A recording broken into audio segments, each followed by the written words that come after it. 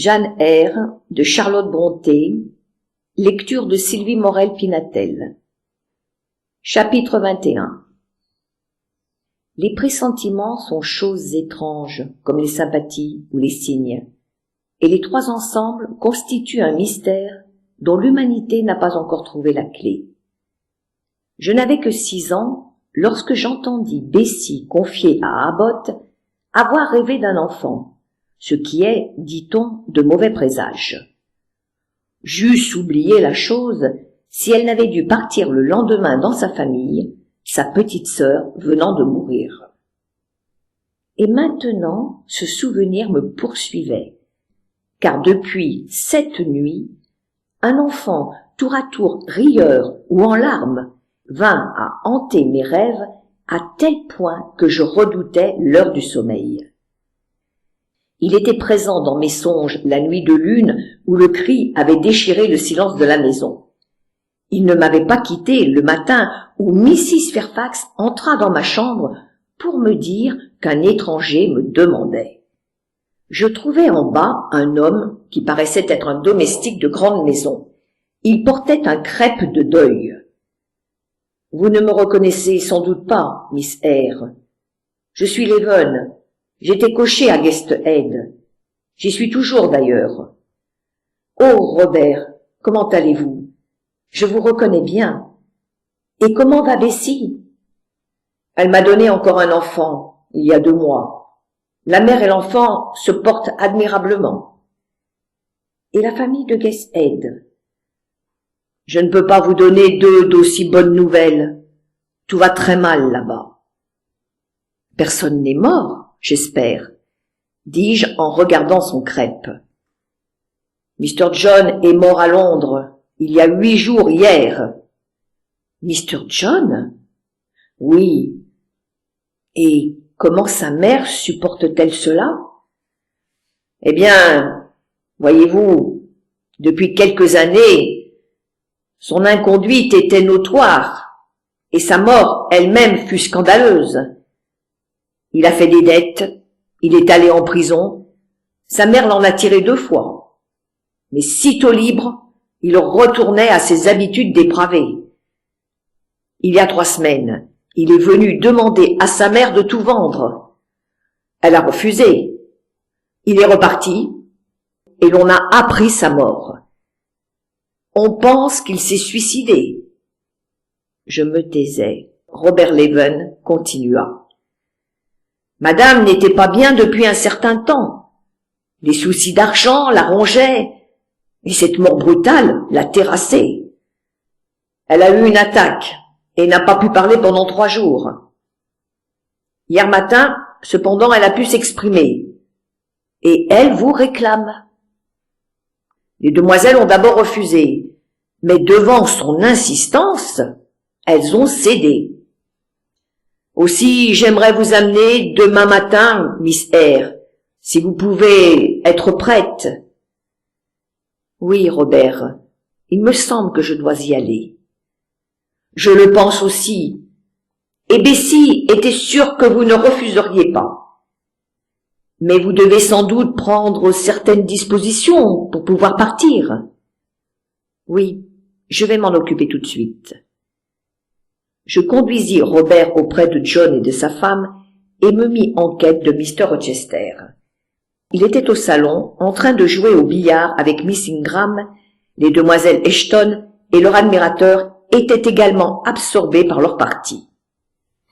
Je dus prendre mon courage à 2 mains pour oser les interrompre. Tandis que je m'approchais de lui, Miss Ingram m'accabla d'un regard partagé entre le dédain et l'orgueil outragé. Ses yeux semblaient dire « Que peut bien vouloir cette créature rampante ?» Et lorsque j'appelais à voix basse « Mr. Rochester », elle retint le geste de me chasser. « Cette personne semble vous demander, » dit-elle en s'adressant à Mr. Rochester. Il se retourna pour voir qui était là. Personne. Fit une de ces grimaces coutumières dont on ignorait le sens et me suivit hors de la pièce. Eh bien, Jane, questionna-t-il, le dos appuyé à la porte de la salle d'études. Monsieur, j'aimerais vous demander un congé d'1 ou 2 semaines, s'il vous plaît. Pourquoi faire? Pour aller où? Pour aller voir une dame malade qui me fait demander. Quelle dame malade? Où habite-t-elle? À Guest-Head. Mais c'est à 100 milles d'ici. Qui est-elle pour vous envoyer chercher à pareille distance? Elle s'appelle Mrs. Reed, monsieur. Reed, de Guest-Head. Il y avait un magistrat de ce nom. C'est sa veuve.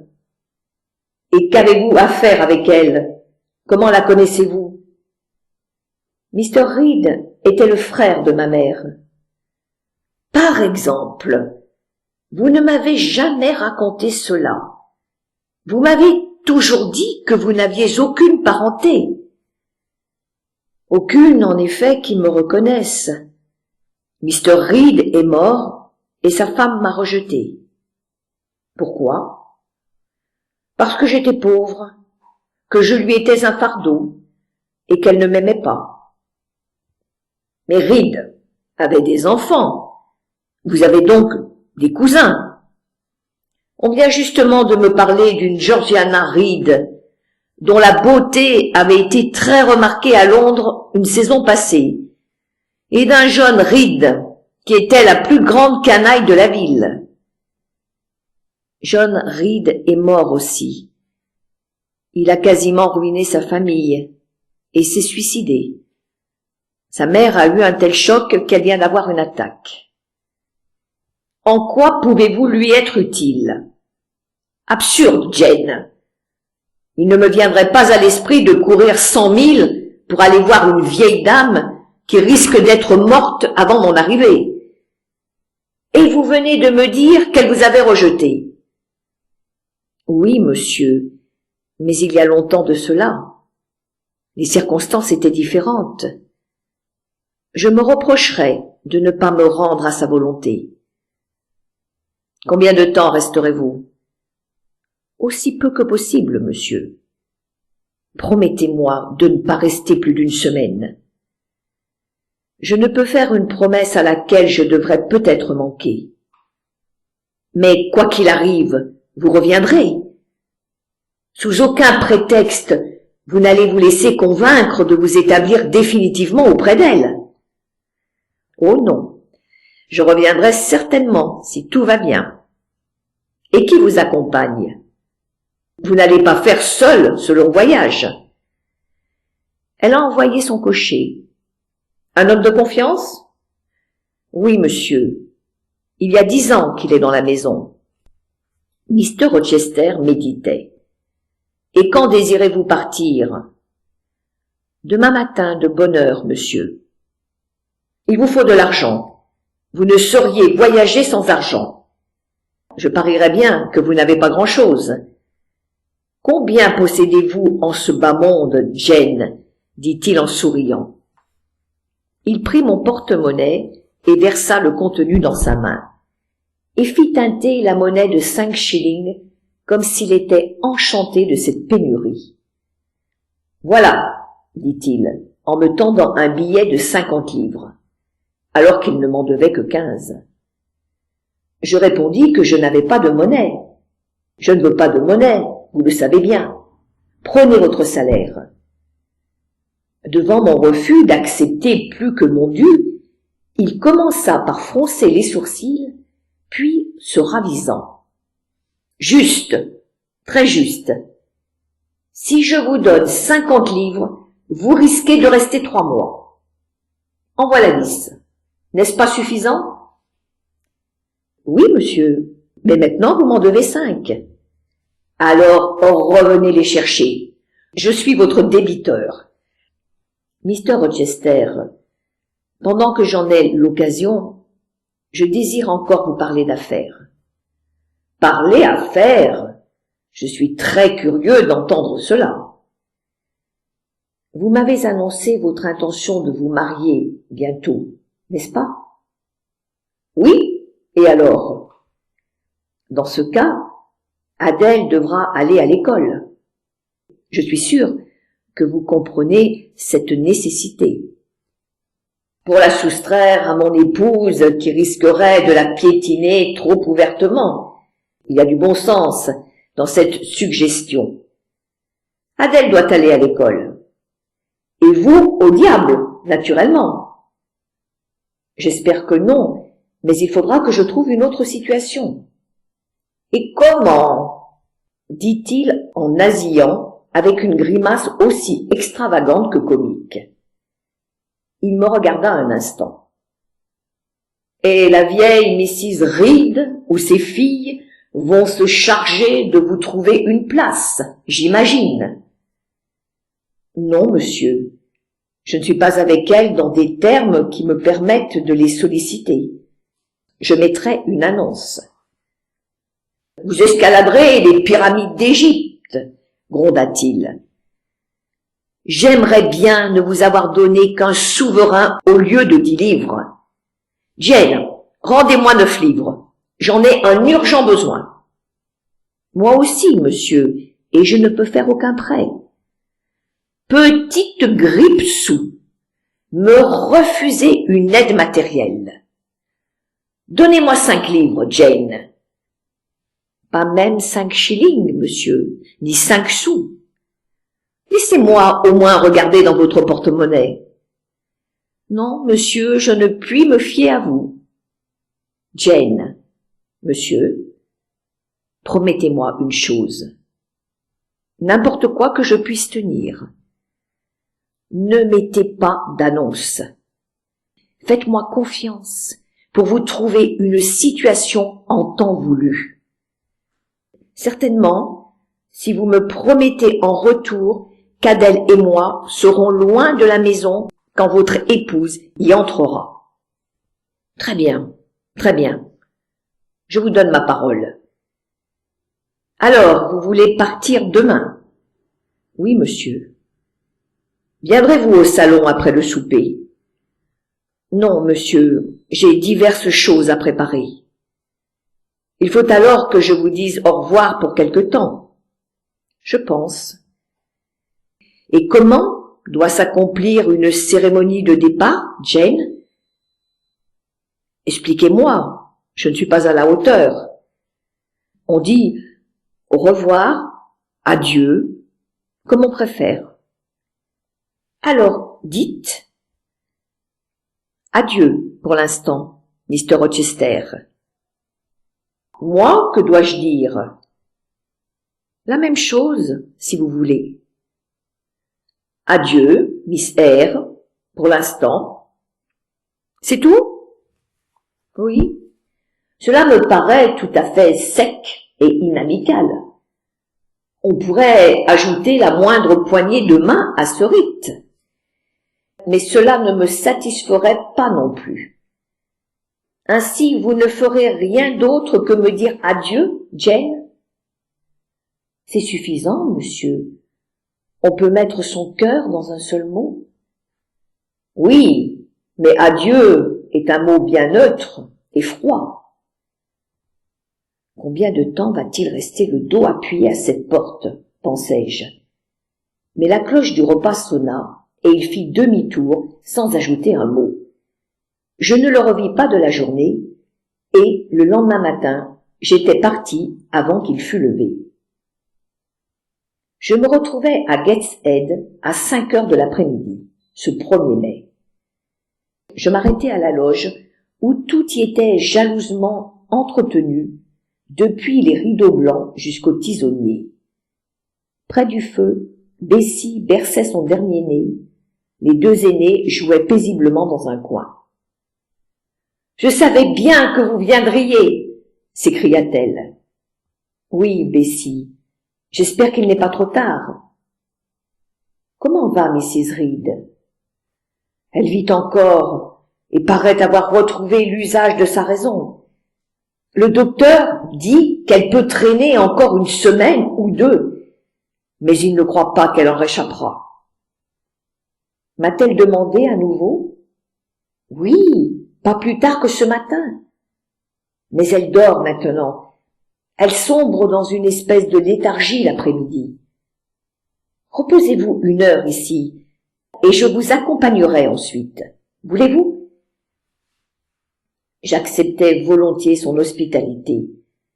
De vieux souvenirs se réveillaient en moi, tandis que je suivais ses gestes comme elle préparait le thé. Puis elle voulut savoir si j'étais heureuse à Thornfield, et quel genre de personne était ma maîtresse. Quand je lui appris que c'était un maître, elle me demanda s'il était agréable et si je l'aimais. Je lui répondis qu'il était plutôt laid, mais très distingué, qu'il me traitait avec bonté et que j'étais contente auprès de lui. Puis je dus lui parler encore de la vie de société qui avait agité la maison, et elle écoutait avec intérêt, car elle avait le goût des détails. 1 heure s'écoula bien vite de la sorte, puis elle monta avec moi ce même chemin que nous avions descendu ensemble 9 ans auparavant.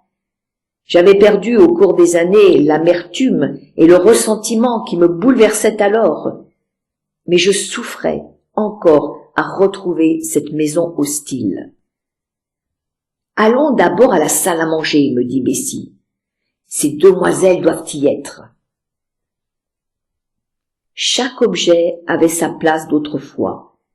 Tout était tel qu'au jour où j'avais comparu devant Mr. Brocklehurst, et je cherchais du regard sur le rayon de la bibliothèque l'histoire des oiseaux d'Angleterre, de Bewick, et les voyages de Gulliver. Si le temps avait laissé la pièce intacte, les êtres humains étaient en revanche méconnaissables. 2 jeunes femmes étaient assises, l'une très grande et très maigre, avait le teint jaune et le visage sévère. Une robe droite, noire, un col blanc, une coiffure tirée lui donnait un air ascétique. Et pour parfaire cet aspect monacal, elle portait en collier un chapelet d'ébène dont la croix pendait sur sa poitrine sèche. Sans la reconnaître, je sus que c'était Eliza. L'autre ne pouvait être que Georgiana. Ce n'était plus le petit elfe de ses 11 ans, mais une fille plantureuse et blonde, belle, aux traits réguliers, à l'œil langoureux. Si sa robe était également noire, elle était aussi vaporeuse et recherchée que celle de sa sœur était stricte. Toutes deux se levèrent pour me saluer, m'appelant Miss Eyre. D'un ton abrupt, Eliza avait dit bonjour et s'était rassise cependant que Georgiana agrémentait son salut de quelques lieux communs. Bien que l'une m'ignorât pesamment et que l'autre me fît des remarques à demi sarcastiques, je me sentais très à l'aise, leur mépris ayant perdu sur moi tout pouvoir.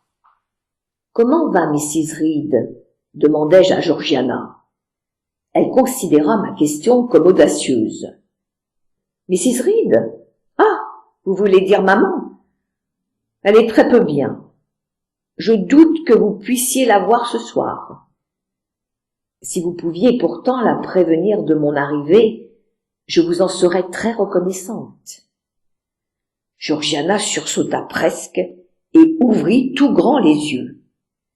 J'ajoutai: « Elle a manifesté le désir de me voir, et je ne veux pas différer de satisfaire à sa volonté plus longtemps qu'il ne le faut. »« Maman déteste être dérangée le soir, » remarqua Eliza. Je répliquai que dans ce cas, je m'adresserais à Bessie pour savoir si Mrs. Reed voulait ou non me recevoir le soir même. Il y a une année encore, pareil accueil m'eût fait fuir Guest Head dès le lendemain. Aujourd'hui, je sentais la nécessité de me soustraire à l'arrogante sottise de mes cousines afin de justifier ce voyage de 100 milles que je venais de faire pour voir ma tante, décidée à rester auprès d'elle jusqu'à sa guérison ou sa mort. Aussi avais-je prié la femme de charge de me préparer une chambre, de veiller à ce qu'on y fît monter ma valise. Sur le palier, je croisai Bessie. « Madame est réveillée.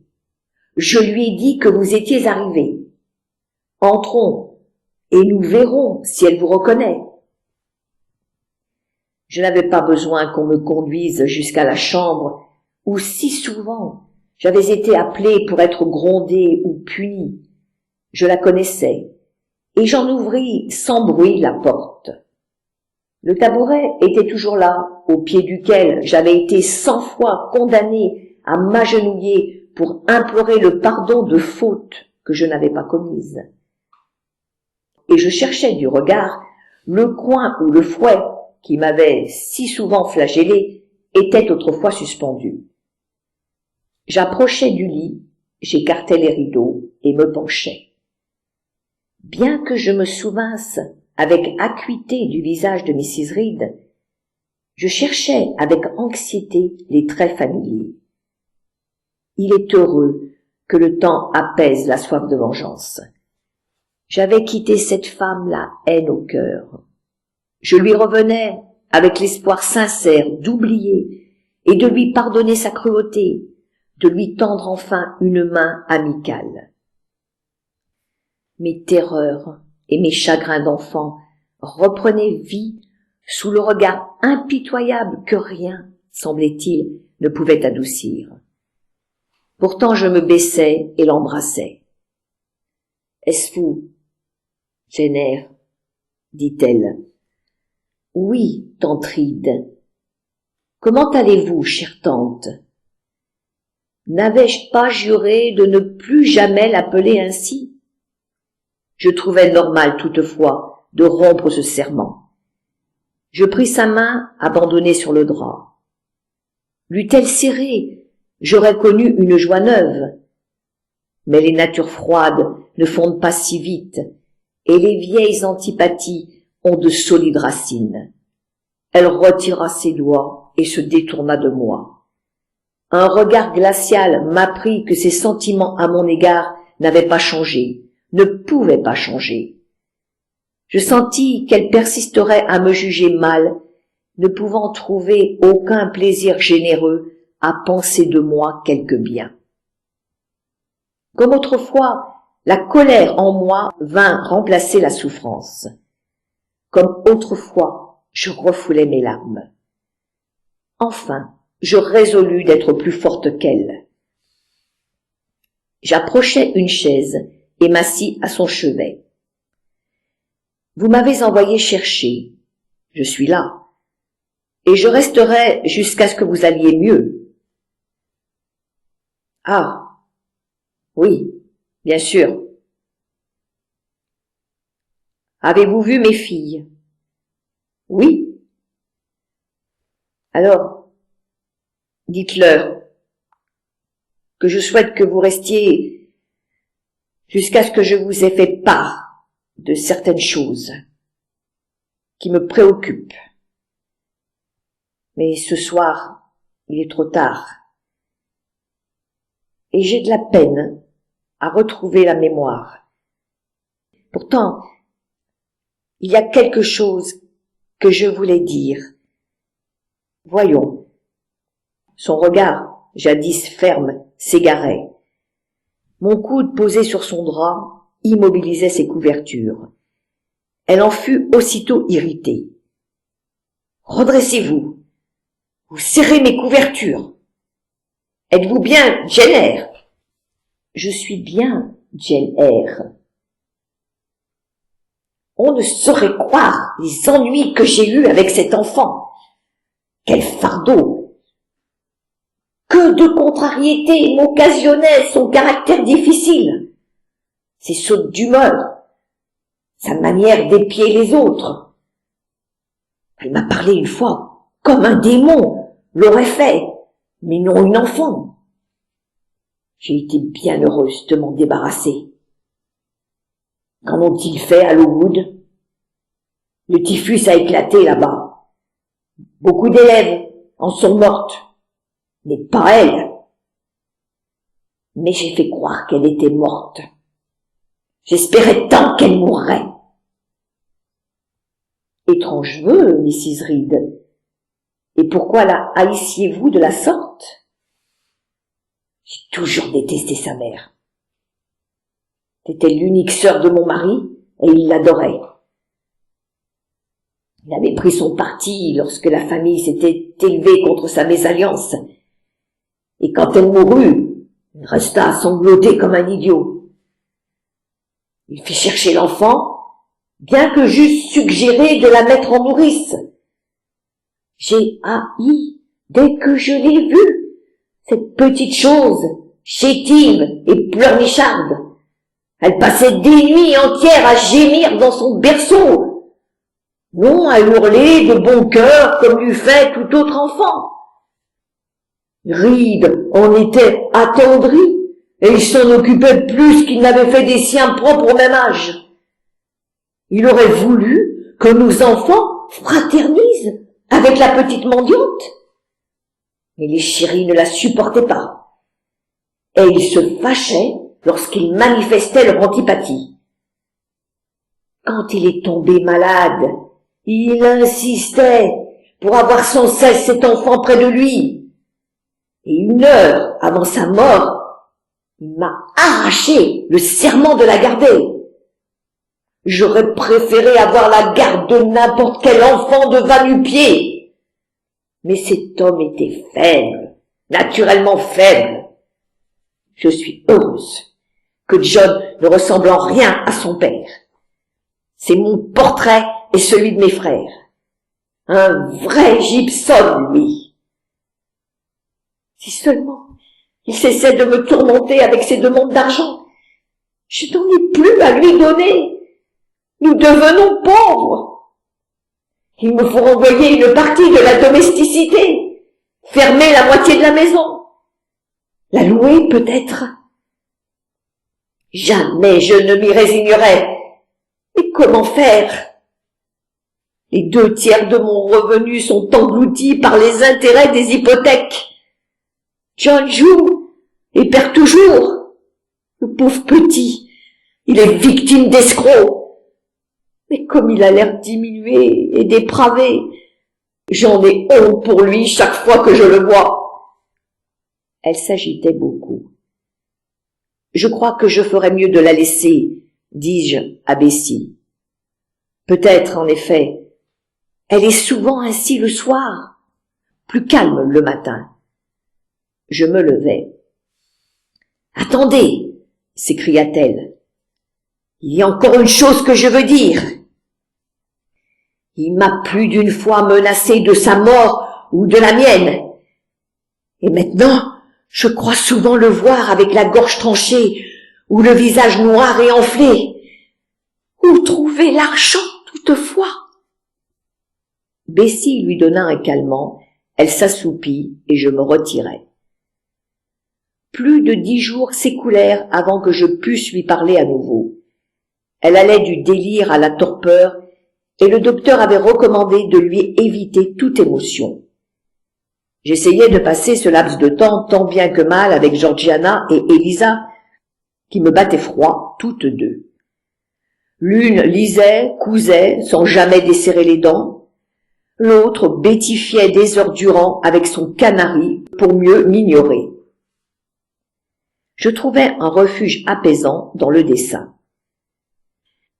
Je m'isolais d'elle, près de la fenêtre, et je crayonnais les formes qui naissaient au kaléidoscope de mon imagination. Un jour, un visage surgit de lui-même, sous la mine tendre de mon crayon. Un visage carré, au front large, aux sourcils marqués et droits, au nez plein de caractère avec ses narines ouvertes, à la bouche sinueuse et généreuse. Le menton volontaire, enfin, était coupé d'une fossette. Restaient les yeux, le plus difficile à traduire. Je m'y appliquais. Des prunelles vastes et sombres sous des cils drus. L'anxiété me venait de rendre le regard avec ce qu'il exprimait de vie profonde et de force. Une touche heureuse m'assura le succès. Que m'importaient les dos tournés des demoiselles. J'avais enfin devant moi le portrait d'un ami, et je lui souris. Elisa, qui s'était approchée sans bruit, me demanda. « Est-ce là le portrait de quelqu'un que vous connaissez ?» J'assurai qu'il était le fruit de ma pure imagination et m'empressai de le dissimuler. Georgiana, d'ailleurs, trouva laid cet homme, mais s'enchanta de mes autres dessins. Toutes deux s'étonnèrent de mon habileté. Je proposai de faire leur portrait et elles posèrent à tour de rôle. Cela avait mis Georgiana de bonne humeur et elle m'invita à l'accompagner pour une promenade. Elle se montra très loquace, me bâtit tout un roman mondain et sentimental, qu'elle agrémenta dès lors chaque jour. Les seuls thèmes étant d'ailleurs ses succès, ses amours et ses ennuis. Elle ne mentionna jamais ni la maladie de sa mère, auprès de qui elle ne passait jamais plus de 5 minutes par jour, ni la mort de son frère, sa mémoire semblant se limiter aux souvenirs frivoles. Élisa parlait peu. Elle n'avait point de temps à consacrer à la conversation. Je n'ai jamais vu une personne plus occupée, mais il était difficile de reconnaître une quelconque efficacité à son activité. Elle se levait très tôt, et je ne sais à quoi elle occupait son temps jusqu'au déjeuner. Mais chaque heure était marquée d'une tâche bien précise. 3 fois par jour, elle lisait un livre de prière. 3 heures durant, elle brodait un tissu cramoisi, dont elle m'apprit que c'était une nappe d'autel. Puis elle consacrait 2 heures à son journal intime, 2 encore au jardinage, 1 à faire ses comptes. Je crois qu'elle était heureuse à sa manière. Enfermée dans une routine incorruptible et ne souhaitant aucune compagnie, rien ne la contrariait plus qu'un imprévu venant troubler sa régularité d'horloge. Elle se montra un soir plus communicative et m'exprima l'affliction que lui avait causée l'inconduite de John et la ruine de la famille. Elle, du moins, avait mis sa part de fortune à l'abri, et à la mort de sa mère, dont elle parlait avec détachement comme allant de soi, elle réaliserait le projet longtemps caressé de se retirer loin du monde, là où rien ne dérangerait plus sa tranquillité. Je lui demandai si Georgiana l'accompagnerait. « Certes pas, répondit-elle. Nous n'avons jamais rien eu de commun, et je ne supporterai pour rien au monde sa compagnie. Nous irons chacune de notre côté. » Georgiana, lorsqu'elle avait épuisé ses confidences auprès de moi, traînait un ennui dolent, se plaignant de l'atmosphère morose de la maison, souhaitant, jour après jour, une invitation de sa tante Gibson qui l'appellerait en ville. « J'aimerais tant partir 1 mois ou 2, me dit-elle, jusqu'à ce que tout cela prenne fin. » Je ne me hasardai pas à demander ce qui devait prendre fin. Je comprenais qu'il s'agissait de la maladie de sa mère et qu'elle redoutait la corvée sinistre de l'enterrement. Élisa ne prêtait aucune attention aux jérémiades de sa sœur. Un jour, cependant, ayant terminé ses comptes et plié sa broderie, elle l'apostropha brusquement. « Georgiana, jamais il n'a été donné à un animal plus absurde et plus inutile que vous de voir le jour. Vous n'aviez pas le droit de venir au monde, et la vie ne vous sert à rien. Vous cherchez seulement à faire peser votre faiblesse sur la force d'un autre. Et si personne ne veut se charger d'un être aussi gras, vain et gonflé, vous vous plaignez d'être maltraité, abandonné, malheureuse. Le monde vous paraît une prison dès que vous n'êtes pas courtisé, flatté, dès que la société, la musique et la danse vous font défaut. N'avez-vous pas assez de raisons pour trouver à vous occuper? Divisez votre journée, imposez-vous une besogne d'heure en heure, avec une méthode rigide, et le temps passera avant que vous ayez pu vous en apercevoir. Vous vivrez ainsi comme un être libre doit vivre, et non perpétuellement soumis aux autres. Mettez à profit ce conseil. le premier et le dernier que je vous donne, et vous n'aurez besoin ni de moi, ni de personne. Ou bien, continuez comme vous le faites, à vous plaindre sans cesse, à paresser tout le jour. Mais alors, supportez les conséquences de votre idiotie. Quand ma mère sera morte, je me laverai les mains de ce qu'il adviendra de vous. Le jour où son cercueil sera dans la terre, je ne vous connaîtrai plus. Vous ne croyez pas, je l'espère, que sous prétexte que nous sommes nés de mêmes parents, je vais m'encombrer du poids mort que vous représentez. Soyez sûrs que s'il n'y avait sur la terre plus que vous et moi, j'irais malgré tout seul de mon côté. Et elle se tut. Vous auriez pu vous épargner cette tirade, répliqua Georgiana. Tout le monde sait que vous êtes la créature la plus égoïste qu'on ait jamais vue, la plus dépourvue de cœur. Quant à votre haine, pleine de dépit à mon égard, vous m'en avez déjà fourni les preuves dans le tour que vous m'avez joué au sujet de Lord Edwin Vere. L'idée vous était intolérable que je puisse avoir un titre et être reçu dans des milieux où vous n'auriez jamais pu montrer votre visage. C'est pourquoi vous avez agi en espion et en traître, afin de massacrer mon avenir. Georgiana se moucha 1 heure durant, tandis que sa sœur, impassible et glaciale, poursuivait son ouvrage. L'absence de sentiments sincères et généreux avait mené l'une de ces 2 filles à une aigreur insupportable, l'autre à une apathie insipide. C'était un après-midi de pluie et de vent. Georgiana s'était endormie sur son roman. Elisa était sortie pour aller à l'église, car nulle intempérie ne la retenait dans l'exécution de ses devoirs.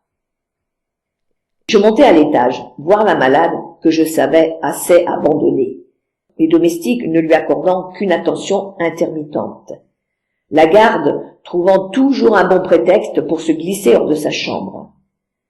Quant à la fidèle Bessie, elle avait charge de famille et montait rarement jusqu'au château. Je trouvais en effet Mrs. Reed, seule, assoupie, très pâle dans ses oreillers. Je ranimais le feu, arrangeais les couvertures, puis j'allais jusqu'à la fenêtre, méditant le mystère de la mort. J'étais envahi par le souvenir de Helen Burns. Je réentendais ses derniers mots et revoyais son beau regard fervent, lorsqu'une voix affaiblie murmura « Qui est là ?» On m'avait dit que Mrs. Reed n'avait pas parlé depuis plusieurs jours. Avait-elle repris conscience? J'allai vers elle. « C'est moi, tante Reed. »« Qui, moi? Qui êtes-vous » questionna-t-elle avec surprise et inquiétude. « Je ne vous connais pas. Où est Bessie ?»« À la loge, ma tante. »« Ma tante ?» répéta-t-elle. « Vous n'êtes pas une Gibson. Pourtant, il me semble que je vous ai déjà vu. Vous ressemblez à Jane Eyre. » Je ne dis rien, craignant de lui causer une émotion. « Pourtant, je dois me tromper. J'avais demandé à voir Jane Eyre, et je crois voir une ressemblance là où il n'y en a pas. D'ailleurs, en 8 ans, elle doit avoir changé. » Comme elle semblait avoir toute sa lucidité, je lui expliquai comment Bessie avait envoyé son mari me chercher à Thornfield. « Je suis très malade, » dit-elle au bout d'un moment. Il y a quelques minutes, j'ai essayé de me tourner, et je me suis aperçue que mes membres ne m'obéissaient plus. Je voudrais libérer mon esprit avant de mourir. Ce qui ne vous pesait pas dans la vie devient un fardeau à cette heure. Est-ce que la garde est là? Ou bien êtes-vous seul dans la chambre? Je l'assurai que j'étais bien seul. Eh bien, par 2 fois, je vous ai causé du tort. Et maintenant, je le regrette. La première, lorsque je n'ai pas été fidèle au serment que j'avais fait de vous élever comme ma propre fille. La seconde, elle s'interrompit. Après tout, ce n'est pas si important, murmura-t-elle pour elle-même. Et si je guérissais? M'humilier devant elle, mais si pénible. Elle fit un effort pour changer de position. Une expression différente se répandit sur son visage, comme si elle faisait l'expérience intérieure d'un départ. Mieux vaut en finir. J'ai l'éternité devant moi. Je dois lui parler. Prenez dans ma commode une lettre que vous y trouverez. Je fis comme elle demandait. Lisez, dit-elle. La lettre était courte et ainsi conçue. Madame, voulez-vous avoir la bonté de me faire connaître l'adresse de ma nièce Jane Eyre et de me donner de ses nouvelles? Je désire lui écrire et la faire venir à Madère. La Providence a béni mes efforts et m'a assuré une certaine aisance. Comme je n'ai ni femme ni enfant, je souhaiterais l'adopter, puis la faire héritière de ce que je pourrais laisser. Je suis, madame, etc. John Eyre, Madère. Cette lettre datait de 3 ans. Pourquoi ne m'a-t-on jamais informé? Demandai-je. Parce que je vous détestais si âprement que je ne voulais pas vous aider à trouver la prospérité. Je ne pouvais pas oublier votre attitude, la colère qui vous a une fois dressée contre moi, ni le ton que vous avez eu pour me dire que j'étais ce que vous détestiez le plus au monde, ni votre voix si peu enfantine, m'affirmer que vous étiez malade à ma seule pensée et que je vous avais traité avec une indigne cruauté. J'ai pris peur alors, comme si un animal que j'avais battu m'eût tout à coup regardé avec des yeux humains, m'eût maudite avec une voix humaine. Donnez-moi à boire, vite. Chère Mrs. Reed, dis-je en lui donnant à boire, oubliez tout cela, et pardonnez-moi ma violence, car je n'étais alors qu'une enfant, et 8 ans, 9 ans, bientôt, se sont écoulés depuis. Elle n'avait prêté aucune attention à mes paroles, mais, ayant repris son souffle, elle poursuivit.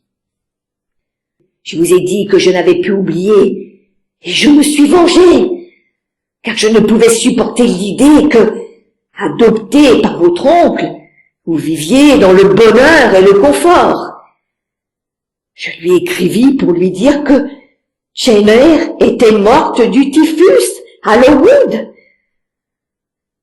Maintenant, agissez comme bon vous semblera.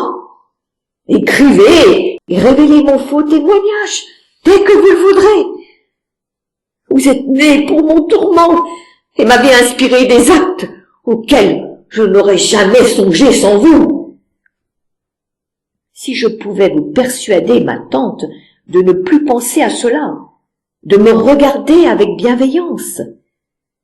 J'approchai ma joue de ses lèvres, mais elle ne m'embrassa pas, et sa main se crispa lorsque j'y posai mes doigts.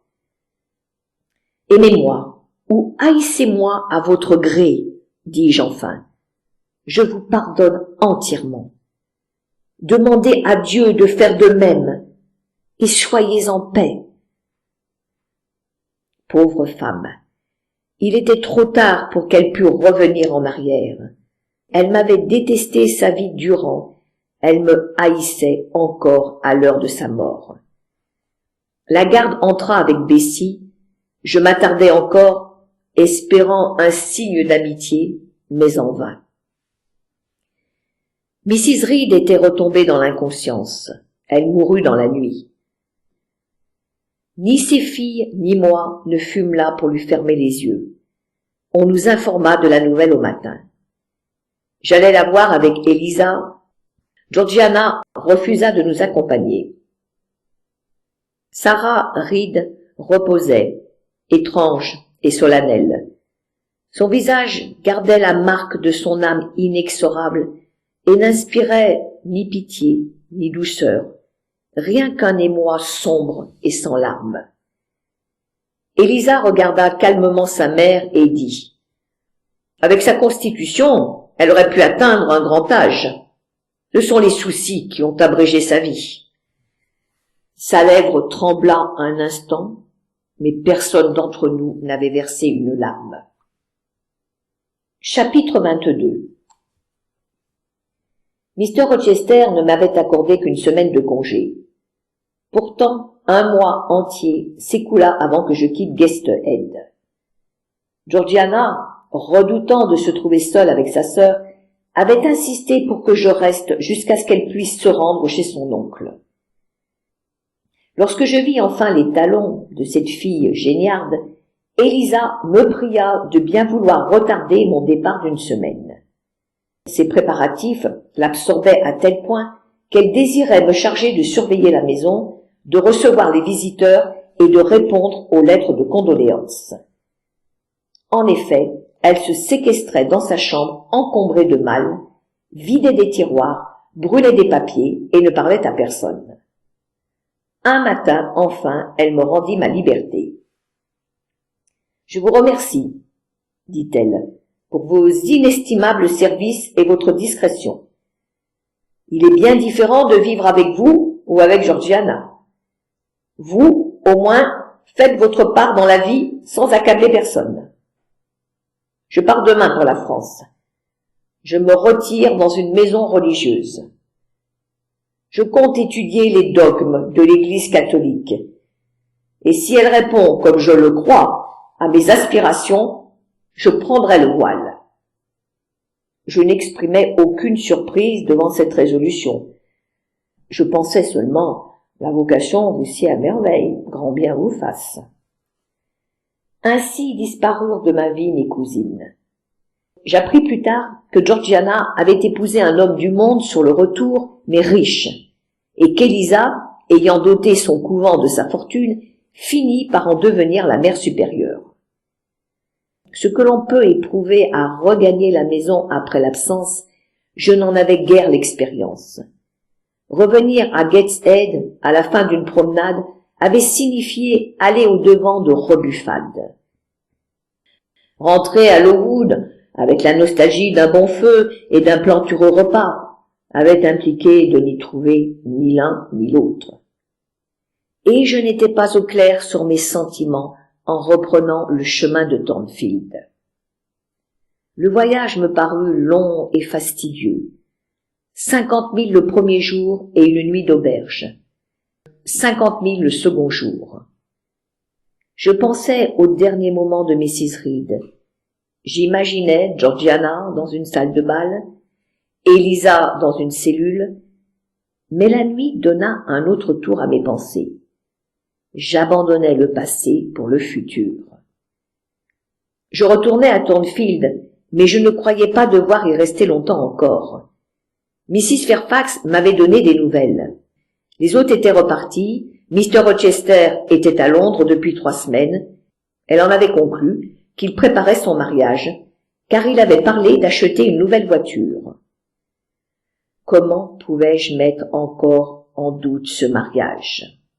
Où irais-je, pensais-je. En rêve, j'avais vu Miss Ingram me fermant le portail de Thornfield et me désignant du doigt une autre route, tandis que Mr. Rochester, les bras croisés, nous observait avec ironie. Je n'avais pas prévenu Mrs. Fairfax de la date de mon retour, de crainte qu'on ne vînt me chercher en voiture à Mycote.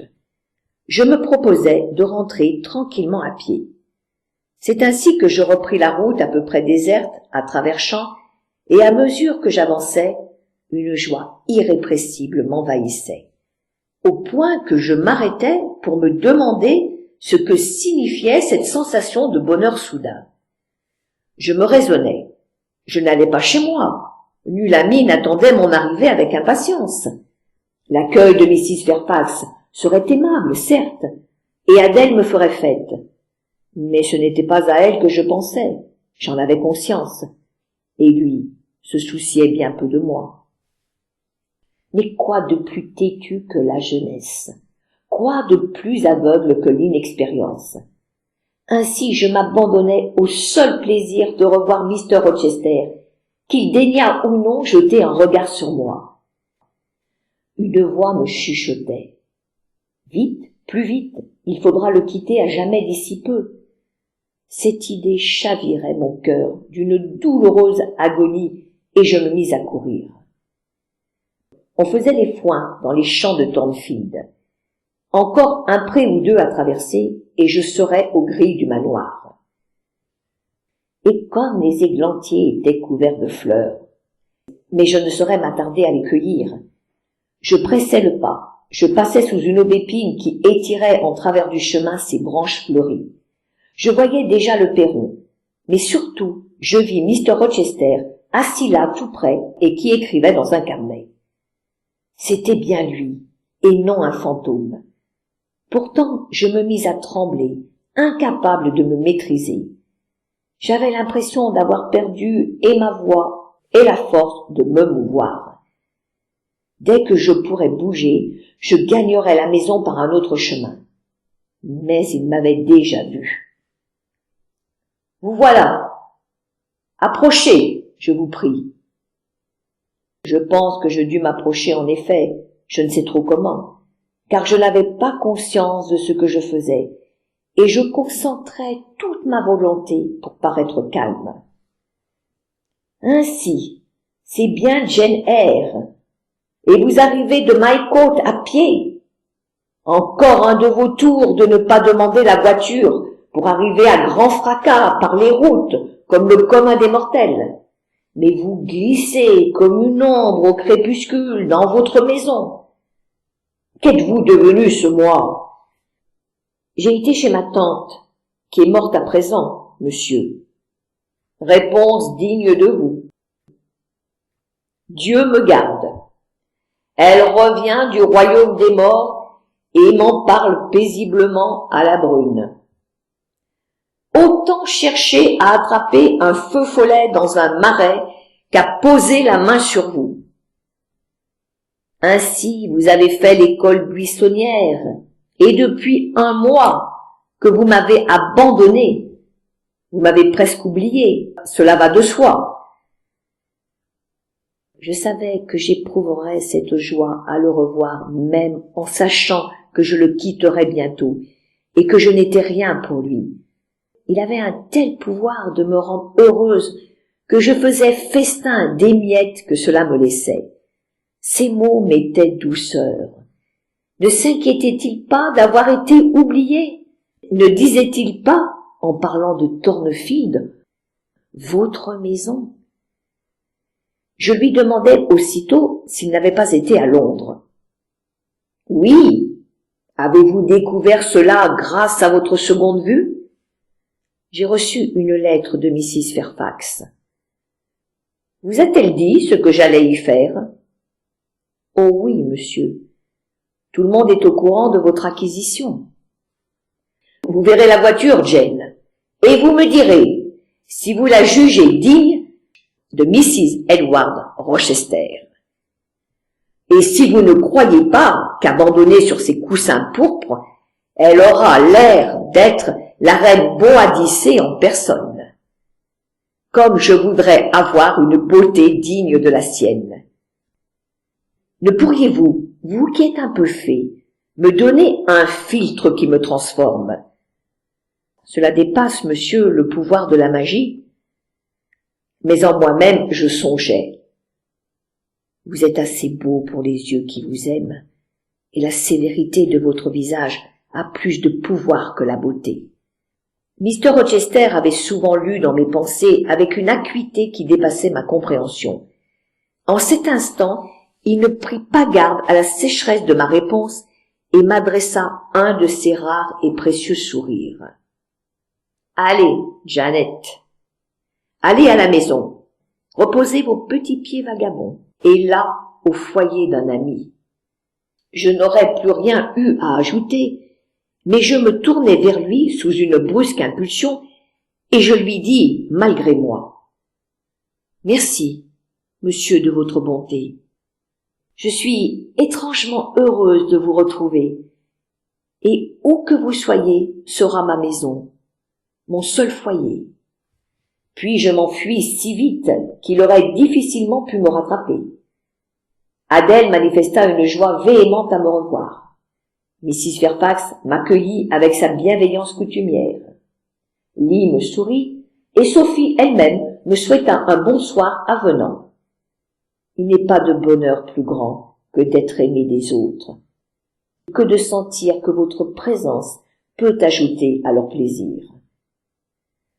Aussi ce soir-là, je résolus de ne plus songer à l'avenir, me bornant à souhaiter que le temps de la séparation ne vînt pas trop vite, que tout au moins, une fois marié, Mr. Rochester ne me priva pas tout à fait de sa lumineuse présence. 2 semaines s'écoulèrent dans le calme.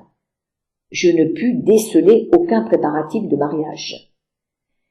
Mrs. Fairfax affirmait que rien n'était décidé et que, lorsqu'elle avait posé la question à Mr. Rochester, il lui avait répondu par une plaisanterie et un de ces regards secrets dont on ne savait ce qu'ils pouvaient signifier.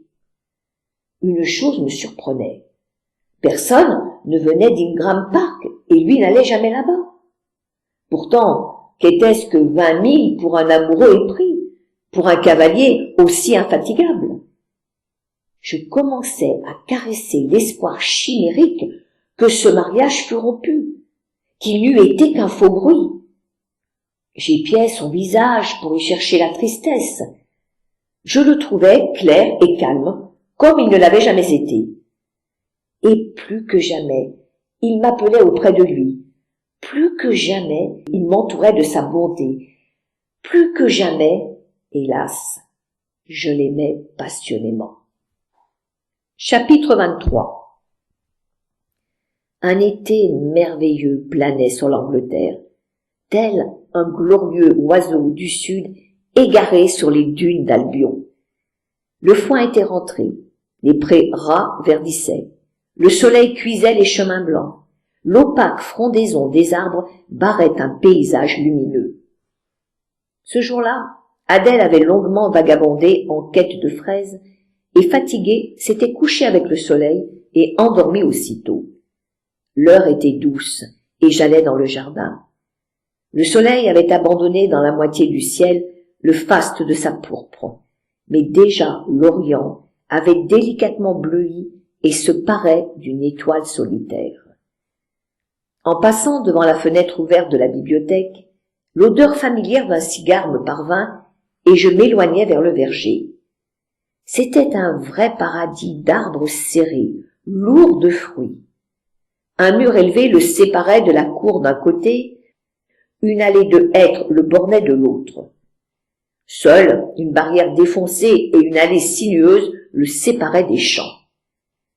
Un énorme marronnier fermait le chemin tout encerclé d'un banc de bois. Ici, l'on pouvait se promener sans être vu.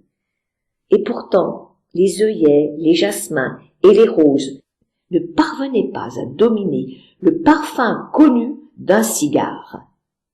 Il était bien là, attardé à la contemplation d'une fleur, paraissant ne pas m'avoir aperçu. Tandis qu'il considérait avec attention un papillon de nuit, je crus pouvoir m'enfuir silencieusement. Sur des semelles de velours, j'enjambais son ombre projetée par la lune naissante, lorsqu'il me dit d'une voix tranquille: « Jane, venez voir cet insecte. » Je n'avais fait aucun bruit. Il n'avait pas 2 yeux derrière la tête. Mais son ombre, peut-être était-elle sensible. Je sursautai, mais j'allais néanmoins à lui. Voyez-vous, on dirait un papillon des tropiques. C'est rare qu'on voit en Angleterre un nocturne si grand et si coloré. Le papillon s'envola. J'avais la lâche intention d'en faire autant, mais il me suivait. Revenez. Personne ne songerait à s'asseoir dans la maison par une si belle nuit. Ce serait un péché d'aller se coucher, alors que le soleil et la lune, par miracle, se rencontrent.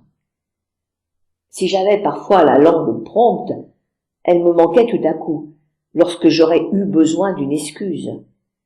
Je n'aurais pas voulu me promener avec lui à cette heure dans la pénombre du verger, mais devant son air calme et grave, j'eus honte de mon trouble, comme si le mal il y avait, germait dans mon seul cœur. « Jane, dit-il, tandis que nous allions lentement vers le marronnier, n'est-ce pas que Thornfield est beau en été? Oui, monsieur. Vous devez y être attaché, vous qui avez le sens de la beauté. J'y suis en effet très attaché. Et, bien que cela dépasse ma compréhension, vous portez même de l'affection à Adèle, cette sotte enfant, à Mrs. Fairfax, cette vieille dame simplette. Oui, monsieur, j'ai de l'affection pour l'une et l'autre. Vous seriez attristé de le quitter, n'est-ce pas? Oui, c'est vrai. Quel dommage. Il soupira et reprit. La vie est ainsi faite qu'à peine on trouve quelque bonheur dans un endroit, une voix vous commande de vous lever et de partir. Dois-je partir, monsieur? Dois-je quitter Thornfield? Je crains que oui, Jane. Je suis désolée, Janet, mais je crois que c'est indispensable. Ce fut un coup, mais je ne me laissai pas abattre. Eh bien, monsieur, je serai prête quand l'ordre m'en sera donné. C'est le moment, je dois vous le donner ce soir. Alors vous vous mariez, monsieur? Exactement, précisément. Avec votre habituelle vivacité, vous avez deviné juste. Bientôt, monsieur? Très bientôt, c'est-à-dire Miss Eyre. Vous vous souvenez sans doute que la première fois que vous avez appris ma décision de passer mon cou de vieux célibataire dans l'anneau sacré de la corde du mariage, de serrer Miss Ingram sur mon cœur, et certes on en a plein les bras, mais dans ce cas, abondance de biens ne saurait nuire. Écoutez-moi, Jane. Détournez-vous la tête pour regarder les papillons? Ce n'était qu'une bête à bon Dieu, enfant, qui retournait chez elle. Je vous disais donc que vous m'avez laissé entendre à ce moment-là, avec prudence et discrétion, qu'il valait mieux qu'Adèle et vous décampiez sur le champ. J'oublierai ce que cela peut comporter de blessant au sujet de ma bien-aimée pour n'en retenir que la sagesse. Adèle va devoir aller à l'école, et vous, Miss Eyre, trouvez une autre situation. Oui, monsieur, je vais mettre une annonce aussitôt. J'aurais voulu ajouter que j'aurais aimé rester jusqu'à ce que je sache où aller, mais la voix me manqua. Dans un mois, j'espère avoir convolé. Pendant ce temps, je vous chercherai une nouvelle place. Merci, monsieur, je suis navré de vous donner. Ne vous excusez pas. Quand on a rempli son devoir aussi bien que vous l'avez fait, il est juste qu'on vous rende un petit service. En vérité, j'ai déjà, par ma future belle-mère, une place en vue pour vous.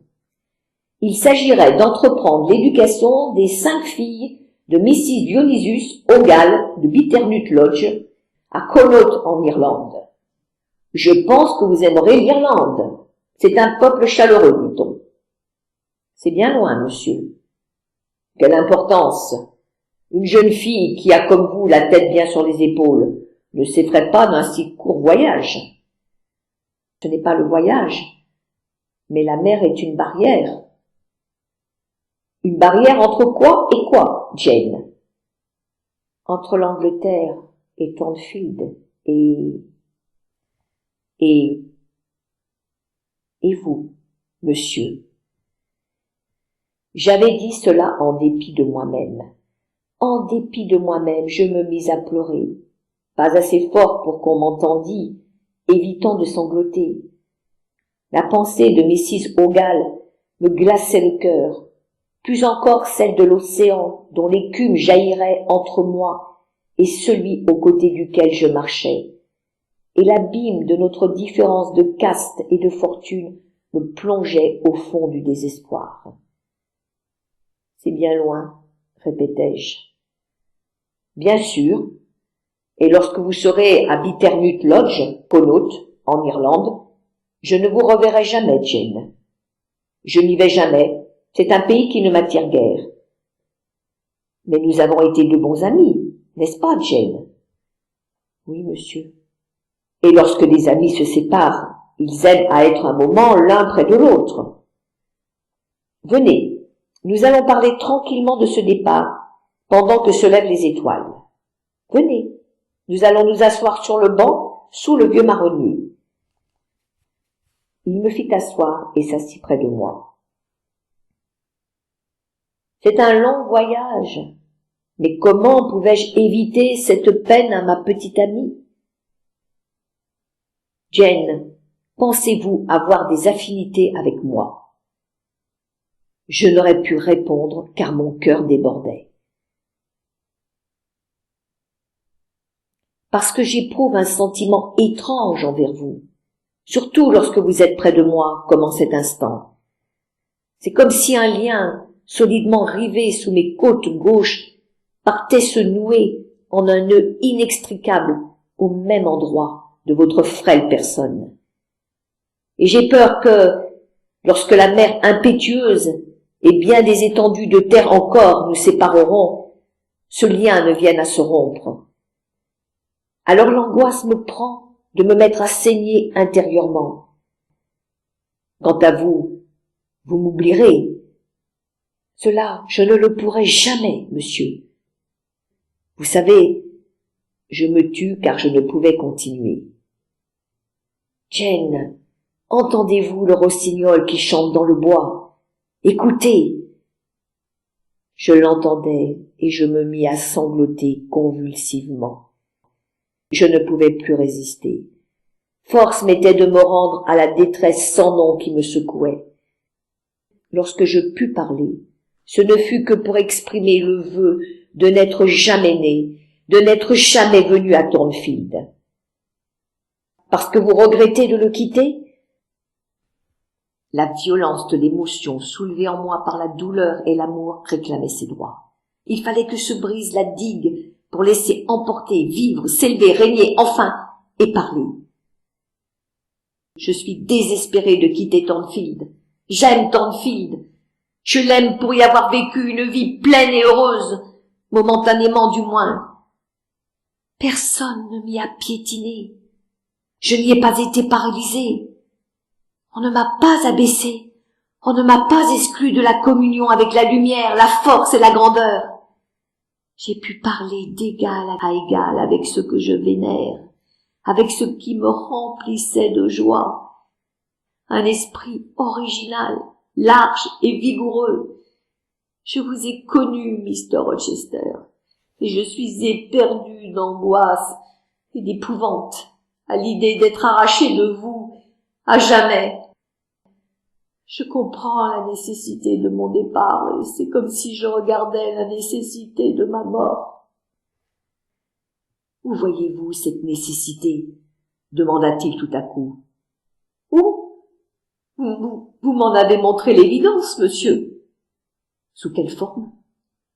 Sous la forme de Miss Ingram, votre future femme. Ma future femme? Je n'ai pas de fiancée. Mais vous en aurez une. Il serra les dents. Oui, j'en aurai une, oui. Et je dois partir, vous l'avez dit vous-même. Vous devez rester, je le jure, et je tiendrai parole. Je vous dis que je dois partir. Une sorte de colère m'envahissait. Croyez-vous que je puisse rester et n'être rien pour vous? Croyez-vous que je sois un automate dépourvu de sentiments? Croyez-vous que je puisse supporter de me me voir arracher des lèvres ma bouchée de pain, le verre qui contient l'eau de ma vie? Croyez-vous, parce que je suis pauvre, obscure et sans beauté, que je sois sans âme et sans cœur? Vous vous trompez. J'ai une âme et un cœur, tout pareil au vôtre. Et si la nature m'avait donné la fortune et la beauté, je saurais vous rendre ce dépas aussi cruel qu'il l'est pour moi. Je ne me conforme pas à la coutume, aux conventions, ni même à la chair pour vous parler. C'est mon esprit qui s'adresse au vôtre, comme si nous avions tous deux traversé la tombe et que nous nous trouvions ensemble devant Dieu, égaux, tels que nous le sommes en réalité. Tels que nous le sommes, répéta-t-il. Ainsi, ajouta-t-il, en me prenant dans ses bras, en pressant ses lèvres sur les miennes. Ainsi, Jane. Oui, ainsi, et pas ainsi, car vous êtes un homme marié ou sur le point de l'être à une femme qui vous est inférieure et que vous n'aimez pas. Je vous ai vu la railler. Je mépriserais pour ma part une telle union. Dès lors, je suis meilleure que vous. Laissez-moi partir. Où, Jane? En Irlande? Oui, en Irlande. J'ai dit ce que j'avais à dire. Je peux aller n'importe où à présent. Jane, calmez-vous. Ne vous ébrouez pas comme un oiseau sauvage qui s'arrache les plumes de désespoir. Je ne suis pas un oiseau. Nul filet ne me retient. Je suis un être libre pourvu de volonté, et celle-ci a décidé de vous quitter. Je me dégageai et me dressai devant lui. Et votre volonté va décider de votre destinée, dit-il.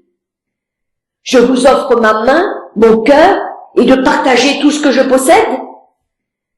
Vous vous moquez de moi? Je préfère en rire.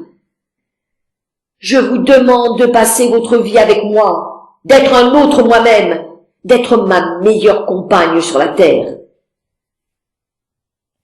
Vous avez déjà fait votre choix. Restez-y fidèle. Jane, soyez calme un instant. Je le serai aussi. Le vent glissa dans l'allée, frémit dans les feuilles du marronnier, se perdit au loin et mourut. Seule voix dans la nuit, le rossignol chanta à nouveau. À nouveau, je me mis à pleurer. Mr. Rochester se taisait en me regardant avec une grave douceur. Puis il dit « Venez vous asseoir près de moi, Jane. Expliquons-nous. Tentons de nous comprendre. Je ne peux plus être près de vous. J'en ai été arrachée. Je ne peux pas revenir. Mais Jane, c'est ma femme que j'appelle. C'est vous seule que je souhaite épouser. » Je me taisais, croyant qu'il se moquait. « Venez, Jane, venez vers moi. Votre fiancé est entre nous. » Il se leva et m'enlaça à nouveau. « Ma fiancée, c'est vous, parce que mon égale, faite à ma ressemblance, c'est vous. Jane, voulez-vous m'épouser? » Je ne répondais toujours pas. Je tentais de me dégager, car j'étais encore incrédule. « Doutez-vous de moi, Jane? »« Tout à fait. Vous n'avez pas confiance en moi? »« Pas du tout. »« Suis-je donc un menteur à vos yeux? » demanda-t-il avec passion. « Mais je vous convaincrai. Quel amour ai-je pour Miss Ingram? Aucun, et vous le savez. Quel amour me porte-t-elle? Aucun. Et je me suis donné d'en faire la preuve. J'ai fait courir le bruit que ma fortune était le tiers de ce que l'on croyait. Puis je suis allé constater le résultat. La mère et la fille m'ont accueilli avec une égale froideur. Je ne voudrais pas, je ne pourrais pas épouser Miss Ingram. Mais, étrange fille qui n'êtes pas tout à fait de ce monde, je vous aime comme ma propre chair. Vous qui êtes pauvre, obscure, petite et sans beauté, je vous supplie de m'accepter pour mari. Comment? Moi? Et je commençais à le croire, car il avait retrouvé son ton peu courtois. Moi qui n'ai point d'amis, sinon vous, si vous l'êtes, qui n'ai pas un sou que vous ne me donniez. Vous, Jane, je veux vous avoir à moi, tout à moi. Dites oui, vite. Mr. Rochester, tournez-vous, que la lune éclaire votre visage. Pourquoi? Je veux lire dans vos yeux. Voilà. Vous ne pourrez pas y lire davantage que sur une page froissée, mais faites hâte, car je souffre. Il avait un visage troublé, crispé, et une lumière insolite dans le regard. « Oh, Jane, vous me torturez !»« Comment cela se pourrait-il ? Si vous êtes sincère, mes seuls sentiments ne sauraient être que de reconnaissance et de dévouement. Rien de torturant à cela. »« La reconnaissance !» s'écria-t-il, puis d'un ton farouche. « Jane, acceptez. Dites, Edward, dites-moi mon nom. Edward, je vous épouserai. Êtes-vous sûr de m'aimer vraiment, de désirer sincèrement que je sois votre femme? Jane, si un serment peut vous satisfaire, je vous le jure. Alors je vous épouserai, monsieur. Edward, ma petite épouse, cher Edward. Venez vers moi, venez contre moi maintenant. Et il ajouta avec ferveur. Ah, rendez-moi heureux, et je vous rendrai heureuse. Et que Dieu me pardonne, mais que les hommes ne viennent pas s'en mêler. Je veux la garder. Il n'y a personne pour s'en mêler. Je n'ai pas de famille. Non, et c'est tant mieux. Si je l'avais moins passionnément aimée, j'aurais remarqué ce quelque chose de blessé et de sauvage dans son accent. Mais libéré du cauchemar de la séparation et le paradis de la communion m'étant ouvert, je m'abandonnais simplement au bonheur. Il me demandait encore et encore. « Jane, êtes-vous heureuse ?»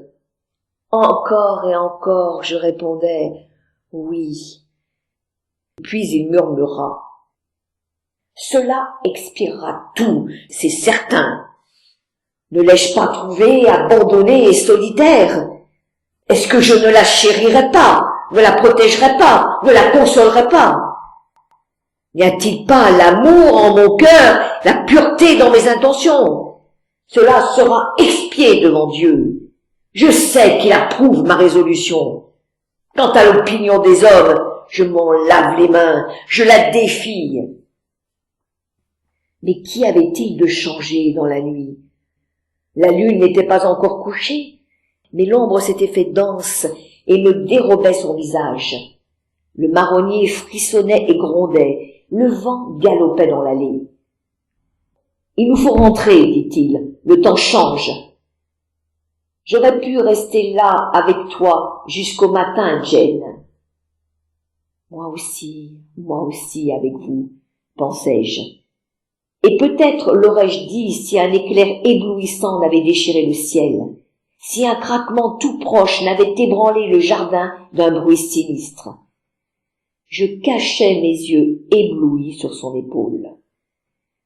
Une pluie serrée se mit à tomber, et bien que nous nous fussions hâtés à travers le verger, nous étions trempés en regagnant la maison.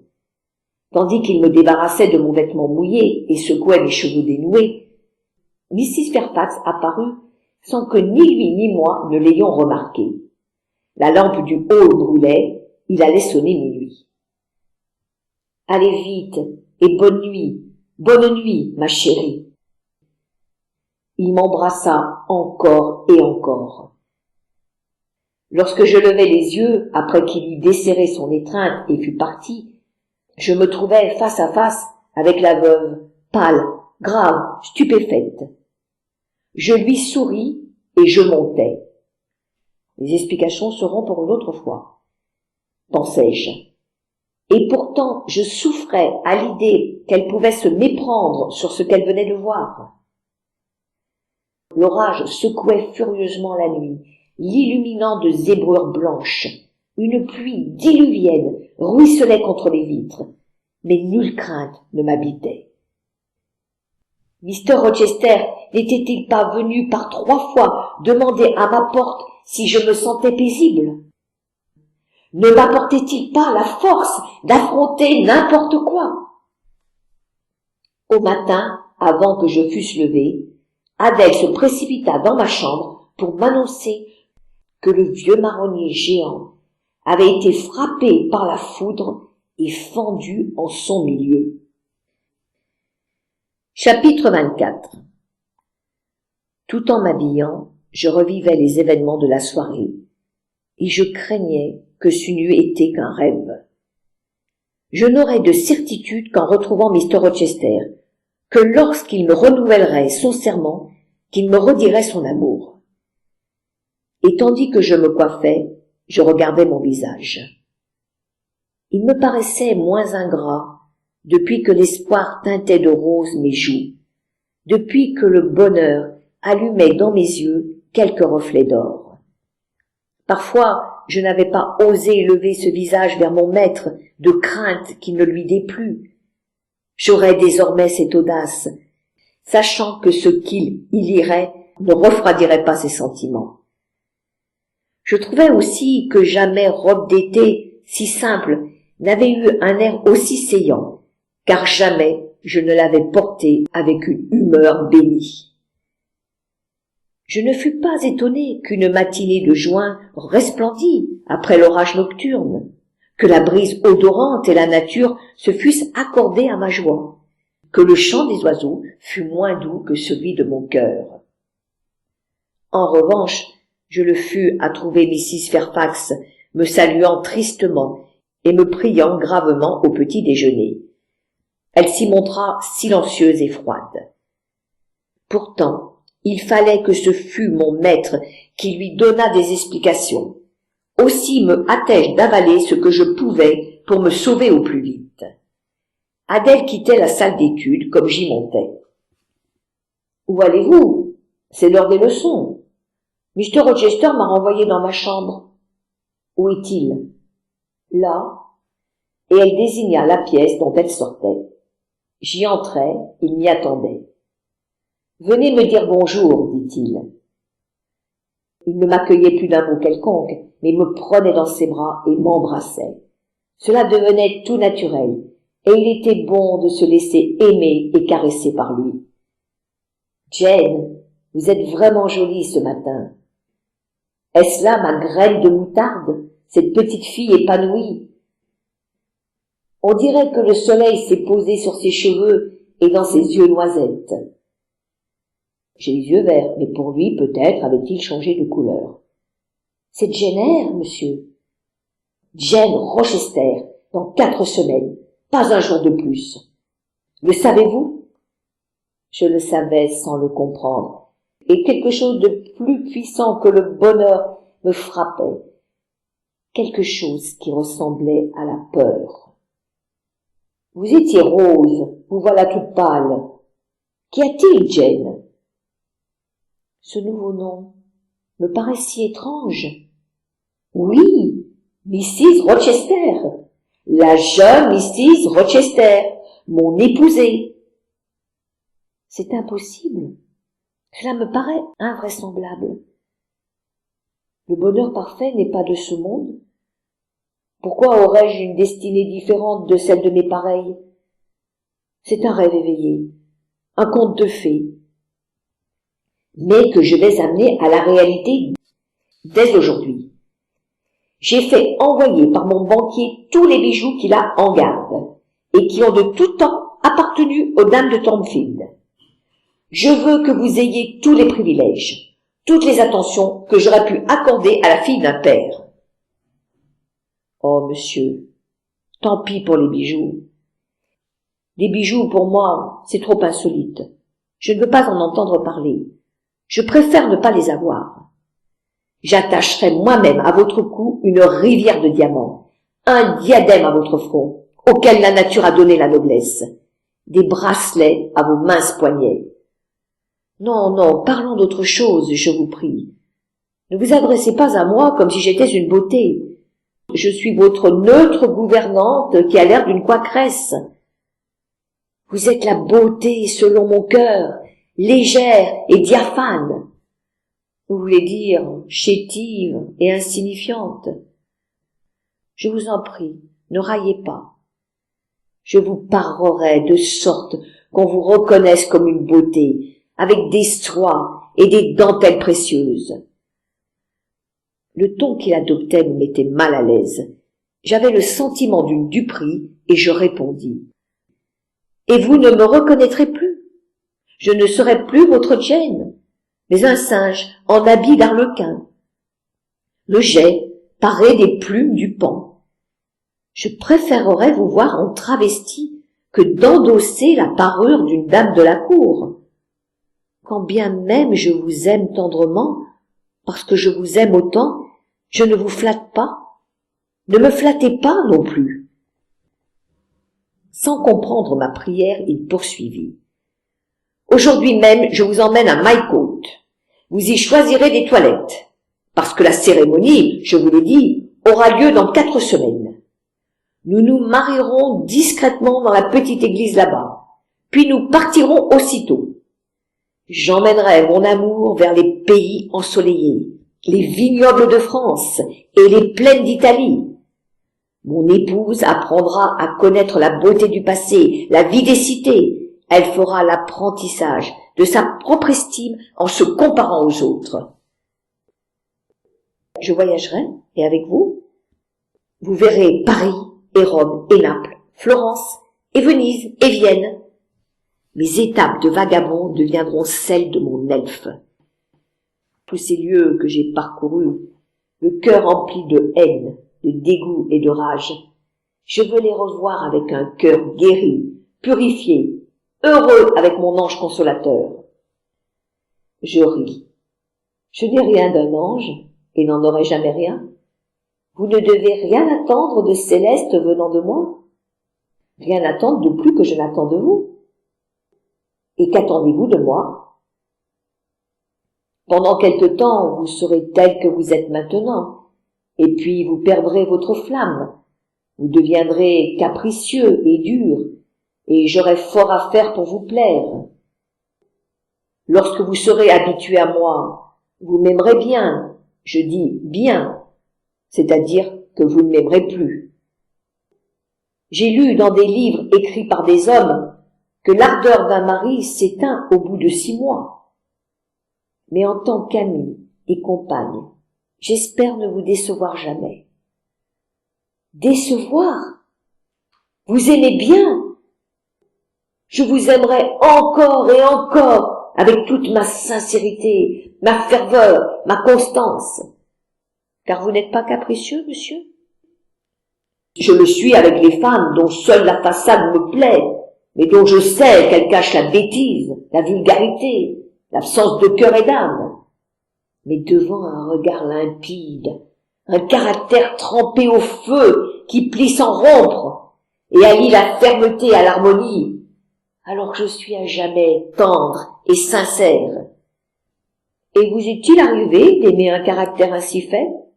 Oui, à présent. Mais auparavant, si toutefois je puis répondre à cet idéal élevé. Je n'ai jamais rencontré une femme telle que vous, Jane. Vous me plaisez et vous me dominez. On vous croit soumise et vous n'êtes que flexible. Lorsque j'enroule à mon doigt la soie de cet écheveau, l'émotion glisse de mon bras jusqu'à mon cœur. Votre influence m'est douce et la conquête que vous avez faite de moi m'est plus chère que tout triomphe que je pourrais avoir. Pourquoi souriez-vous, Jane? Pardonnez-moi, je pensais aux séductrices d'Hercule et de Samson. D'amoureux transis ne seraient-ils pas devenus maris tyranniques? Et je me demande comment vous réagirez dans une année lorsque je réclamerai une faveur qu'il ne vous plaira pas de m'accorder. Demandez-la tout de suite, Jane. Ma requête est déjà prête, monsieur. Je vous écoute. Mais si vous me regardez avec ce sourire, je serais obligé de promettre d'avance, et ce serait une folie. Non. Je souhaiterais seulement que vous ne fassiez pas envoyer ces bijoux, que vous ne me couronniez pas de roses, car ce serait aussi déplacé qu'une dentelle d'or posée autour de votre mouchoir de poche. Mais vous voulez seulement que je vous retire un cadeau? Trouvez autre chose. Eh bien, monsieur, pourriez-vous satisfaire ma curiosité? Il eut l'air troublé. Quoi demanda-t-il très vite. La curiosité est dangereuse. Je suis bien content de n'avoir rien promis. Il n'y a pas là de danger. Me refuseriez-vous votre confiance alors que vous me donnez votre cœur? Vous avez toute ma confiance, celle qu'il vaut la peine d'avoir. Mais de grâce, Jane, ne recherchez pas d'inutiles fardeaux, ne réclamez pas du poison. Vous venez de m'avouer combien il vous plaisait d'être conquis. Ne pensez-vous pas que je pourrais essayer mon pouvoir en vous suppliant, en pleurant, en boudant, si c'était nécessaire? Je vous mets au défi de faire une telle expérience.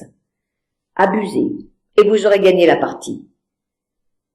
Vous vous rendez bien vite, et quel air ombrageux. Ce sera, je pense, votre physionomie conjugale. Si ce doit être la vôtre, moi, chrétien, j'abandonnerai bientôt l'idée d'être lié à une salamandre. Allons, chose, allez-y de votre question. Il me semble que vous n'êtes même plus poli. Je préfère toutefois être une chose plutôt qu'un ange. Et maintenant, dites-moi pourquoi vous vous êtes donné tant de mal pour me faire croire que vous vouliez épouser Miss Ingram. C'est tout. Ce n'est pas plus grave que cela. Dieu merci. Il cessa de froncer ses sourcils noirs et me caressa les cheveux, comme s'il était soulagé d'avoir vu s'écarter un danger. Parce que je voulais vous rendre aussi amoureuse de moi que je l'étais de vous, et que je pensais que la jalousie est la meilleure arme pour parvenir à cette fin. Parfait. C'est une honte brûlante, une indignité scandaleuse d'agir ainsi. Avez-vous eu égard aux sentiments de Miss Ingram? Y avez-vous pensé? Elle n'éprouve d'autres sentiments que la vanité. L'humiliation lui est salutaire. Avez-vous été jalouse, Jane? Aucune importance, Mr. Rochester. Ne croyez-vous pas qu'elle a pu souffrir de votre jeu et qu'elle se sentira abandonnée? À aucun degré. Je vous ai déjà dit que la seule pensée d'une modeste aisance a éteint sa flamme en une fraction de seconde. Je crains, Mr. Rochester, que vos principes ne comportent quelque extravagance. Peut-être. Ils ont en effet poussé en liberté. Je n'aimerais pas, voyez-vous, qu'une autre souffrit ce que je viens d'endurer il y a peu de temps. Je voudrais bien pouvoir m'abandonner sans arrière-pensée au bonheur qui est le mien. Vous le pouvez, ma bonne petite fille. Il n'y a pas un autre être pour me porter la pure tendresse que vous me vouez. Je posai mes lèvres sur la main qui tenait mon épaule, car je n'avais plus de mots pour lui exprimer mon amour. Tâchez pourtant de trouver autre chose à me demander, afin que j'aie le bonheur d'exaucer un vœu. Ma demande attendait depuis la veille au soir. J'aimerais que vous fassiez part de vos intentions à Mrs. Fairfax, monsieur. Elle nous a vus hier et paraît grandement scandalisée. Parlez-lui avant que je ne la revoie, car cela me peine d'être mal jugé par une si bonne personne. J'irai porter la lumière dans son âme pendant que vous monterez, vous préparez à m'accompagner à Mycote. Pensait-elle, Janet, que l'amour vous avait fait oublier le monde? Elle a cru que j'oubliais mon rang et le vôtre, monsieur. Votre rang, votre rang, votre rang est dans mon cœur, et gare à ceux qui vous insulteraient maintenant, ou plus tard. Allez vous préparer. Voulez-vous? Je fus vite habillé, et lorsque j'entendis Mr. Rochester quitter le parloir, j'allai aussitôt y rejoindre Mrs. Fairfax. Sa Bible était ouverte devant elle, et ses lunettes étaient posées sur le livre. Sa lecture, interrompue par Mr. Rochester, semblait être oubliée. Son regard, fixé sur le mur en face d'elle, exprimait la surprise d'un esprit paisible, troublé par des nouvelles inattendues. Elle se ressaisit en me voyant, esquissa un sourire, fit une tentative de félicitation, mais le sourire s'évanouit, la phrase resta en suspens. « Je suis si étonnée, Miss Eyre, que je ne sais que vous dire. Je ne crois pas avoir rêvé pourtant. Parfois je m'endors à demi quand je suis seule, et il m'est arrivé de croire que mon mari mort il y a 15 ans m'appelait par mon nom. Ne vous moquez pas de moi, mais Mr. Rochester était bien ici il y a 5 minutes, n'est-ce pas, pour m'annoncer que vous seriez sa femme dans un mois. Oui, il m'a dit la même chose. Et vous le croyez? Et vous avez dit oui? Oui. Elle eut l'air confondue. Je ne l'aurais jamais cru. C'est un homme fier, et son père tout au moins aimait l'argent. Et il a vraiment l'intention de vous épouser? Il me l'a dit. Elle me regarda, cherchant en vain sur ma personne un charme assez puissant pour lui donner la clé de ce mystère. Cela me dépasse, mais c'est sûrement vrai, puisque vous le dites. Je ne me porterai pas garante du résultat. L'égalité de rang et de fortune est toujours à conseiller. Et puis, il a 20 ans de plus que vous, et pourrait être votre père. Non, Mrs. Fairfax, dis-je piqué. Personne à nous voir ensemble ne le prendrait pour mon père. Il a l'air aussi jeune que bien des hommes de 25 ans. Est-ce vraiment par amour qu'il vous épouse? Je fus si blessé de sa froideur et de son scepticisme que les larmes me montèrent aux yeux. Je regrette de vous faire de la peine, poursuivit la veuve, mais vous êtes si jeune, vous avez si peu l'expérience des hommes, que je voudrais vous mettre en garde. Un vieux proverbe dit « Tout ce qui brille n'est pas d'or », et je crains que nous n'ayons, l'une et l'autre, des surprises. Et pourquoi? Suis-je un tel monstre que Mr. Rochester ne puisse éprouver pour moi une affection sincère? Non, vous êtes très bien, et depuis quelque temps vous embellissez. J'ai toujours remarqué aussi que Mr. Rochester avait une prédilection pour vous. J'aurais déjà voulu vous mettre en garde, mais il me déplaisait d'insinuer qu'il pût y avoir là quelque mal, et je craignais de vous offenser. Et vous êtes si discrète et si raisonnable que je pensais que vous pourriez vous défendre seule. Vous ne sauriez croire combien j'ai souffert lorsque je me suis aperçu que ni le maître ni vous n'étiez là à minuit. Enfin, cela n'a plus d'importance, interrompis-je impatiemment. Tout est bien maintenant. J'espère que tout ira bien jusqu'à la fin. Mais croyez-moi, vous ne serez jamais assez prudente. Tenez Mr. Rochester à distance. Méfiez-vous de vous-même et de lui. Les hommes de son monde n'ont pas l'habitude d'épouser leur gouvernante. La colère me gagnait. Heureusement, Adèle entra en courant. « Emmenez-moi à my coat. Mr. Rochester ne veut pas, lui. Il y a pourtant assez de place dans la voiture. Demandez-lui de me laisser venir, je vous en prie, mademoiselle. » « Je vais le lui demander, Adèle, dis-je trop heureuse de fuir mon rabat-joie. La voiture était déjà prête et Mr. Rochester faisait les 100 pas en attendant. « Adèle peut nous accompagner, n'est-ce pas, monsieur ?» Je lui ai dit non. Je ne veux pas m'encombrer d'une mioche. Je veux être seule avec vous. Laissez-la venir, Mr. Rochester, ce serait mieux. Non, elle sera une contrainte. C'était péremptoire. J'étais envahi de mélancolie, glacé par les avertissements de Mrs. Fairfax. Quelque chose d'indéfinissable avait terni mon espoir. J'allais obéir machinalement, mais comme il m'aidait à monter dans la voiture, il me regarda. « Qu'avez-vous? Tout votre soleil s'est enfui. Tenez-vous tellement à ce que la petite nous accompagne? Est-ce que cela vous attriste de la laisser? Je préférerais qu'elle vienne aussi. Alors, Adèle, vite, votre manteau. Soyez aussi prompte que l'éclair. » Elle fut aussi leste que possible. « Après tout, dit-il, qu'est-ce qu'une matinée perdue alors que bientôt je vous demanderai tout votre temps, vos pensées, votre compagnie pour toujours. » Adèle dans la voiture se mit à m'embrasser pour m'exprimer sa reconnaissance. Mr. Rochester la relégua dans le coin. Elle leva les yeux vers moi. Son voisin lui paraissait très sévère, voire hargneux. « Mettez-la de mon côté, dis-je. Il y a assez de place. » Il me l'attendit comme un bichon. « Je vais bientôt l'envoyer à l'école. » Mais il souriait à présent. « À l'école? Sans mademoiselle ?» s'inquiéta-t-elle.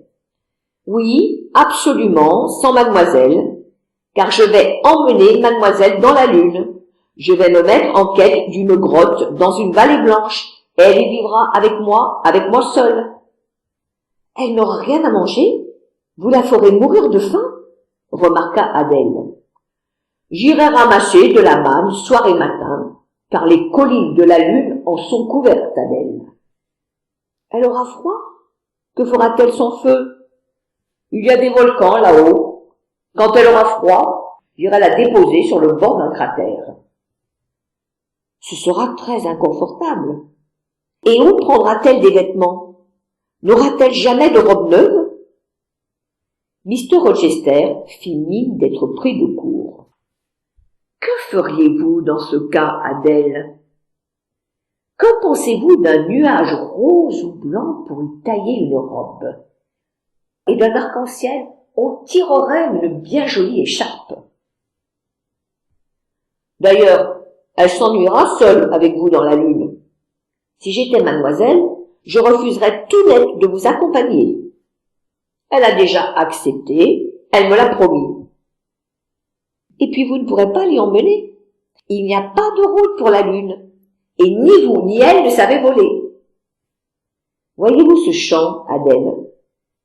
De chaque côté de la route, les prés verdoyaient, rafraîchis par l'orage de la veille.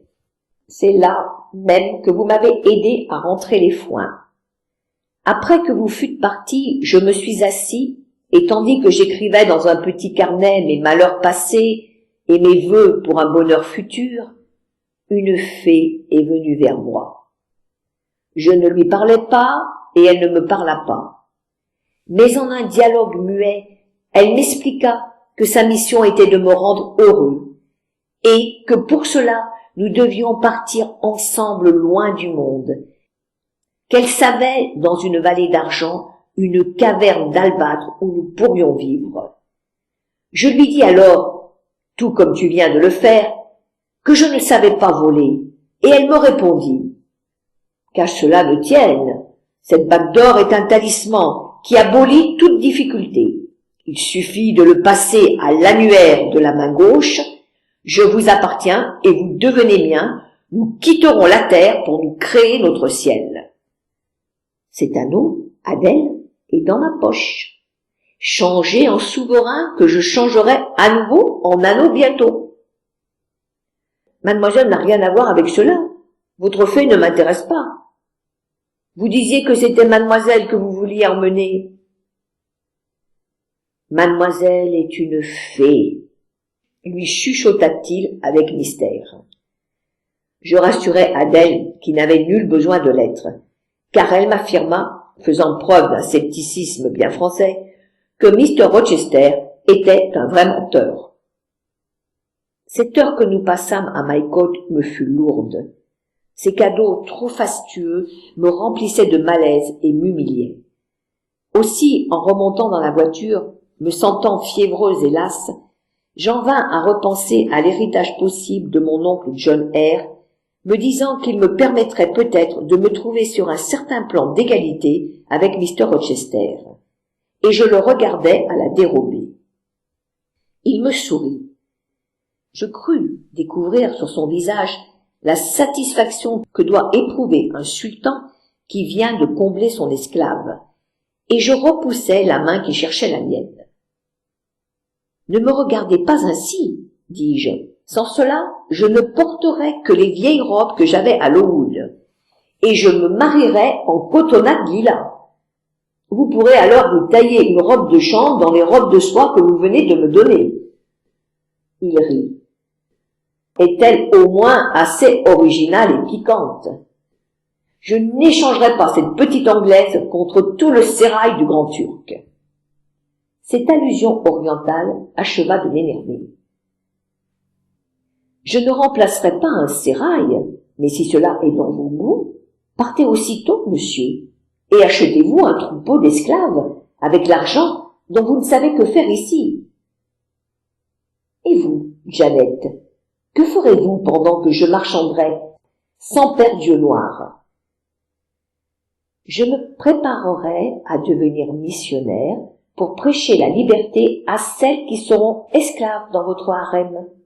Je fomenterai une révolution et ferai enchaîner les pachas de votre espèce. Je serai heureux d'être à votre merci, Jane. Je serai sans merci, monsieur, tant que vous me regarderez avec cet air-là. Que voulez-vous donc, Jane? Je ne veux pas, monsieur, que vous m'écrasiez sous le poids d'obligations. Vous souvenez-vous de ce que vous me disiez de Céline Barnes, des diamants et des cachemires dont vous la combliez? Je ne serai pas une seconde Céline. Je veux rester la gouvernante d'Adèle, gagner mon entretien et m'habiller sur mon salaire. Vous ne me donnerez que votre considération. Je vous donnerai la mienne en retour et nous serons quittes. Eh bien, en fait de froide impudence et d'orgueil né, vous n'avez pas votre pareil.